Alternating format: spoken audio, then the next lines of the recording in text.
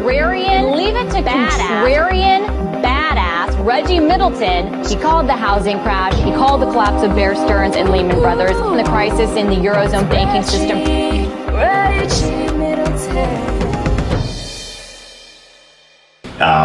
So just an informal, like, fireside chat conversation.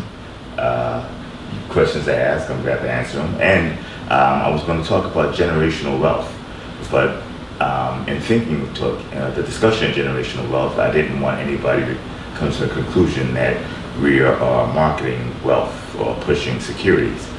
In general, we're not pushing securities. What I am selling and pushing is this. I'm selling tools and utilities to build things and to make things.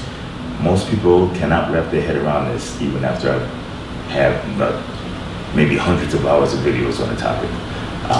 We're not selling securities, we're not selling stocks, bonds.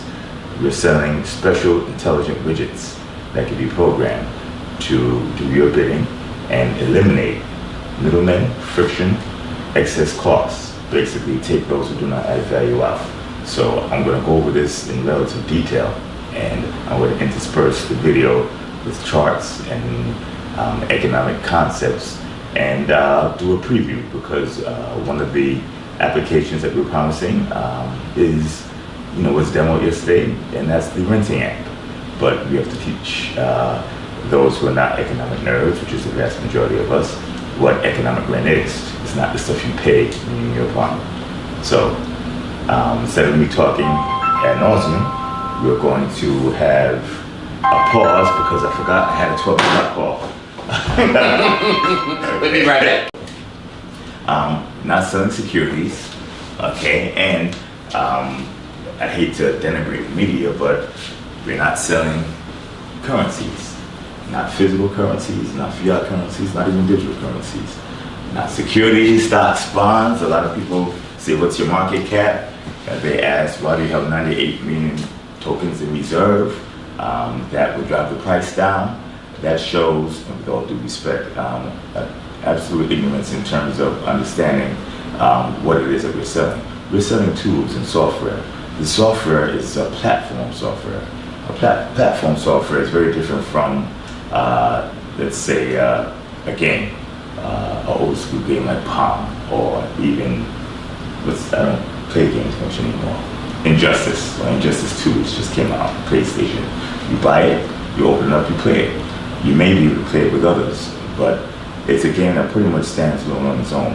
Platform software is software that is used not just by yourself, but many others. And the more people that use the platform software, the more valuable the platform software is. A good example would be Facebook. Okay, you could have a Facebook account, and if you only had a Facebook account, you can entertain yourself loading pictures and looking at pictures of yourself all day.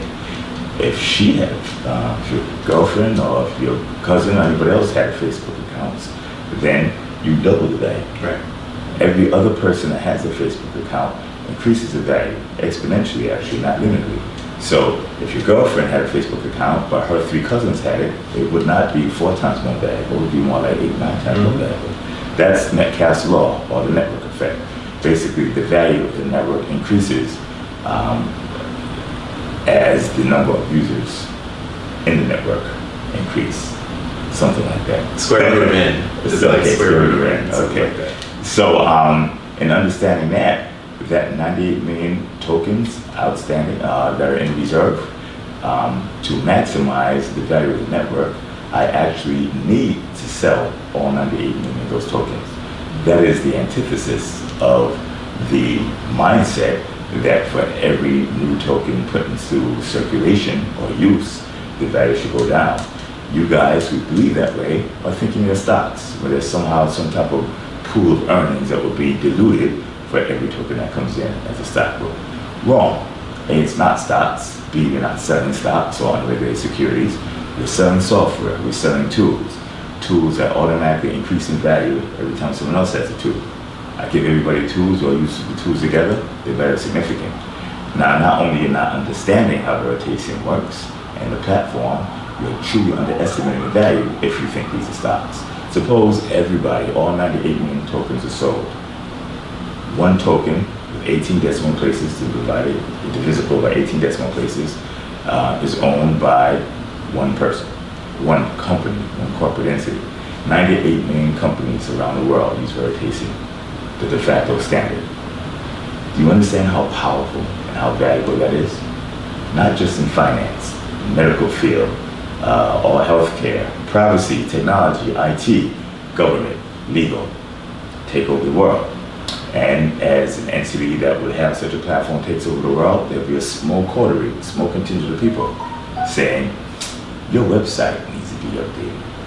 Or where's your white paper? So that's a quick rundown of the Veritaseum business model and how it works. I want to segue from that into generational wealth and into generational influence, which is basically generational wealth is a subset of generational influence. And I want to get into that as an additional segue into what certain entrepreneurial and hungry reporters should do after taking a look at the Forbes list 2017. But are you on that yet? You on the Forbes list? No, I can never go on Forbes list. I can't afford socks. So if I can't afford socks, you know, I probably would be able to afford socks if I didn't live in New York. Where socks cost like $40. So, any questions or comments? Yeah. Okay, so this is really amazing. I think one of the reasons I'm here is I get a lot of questions about ICOs from our viewers. People want to invest in the next big thing.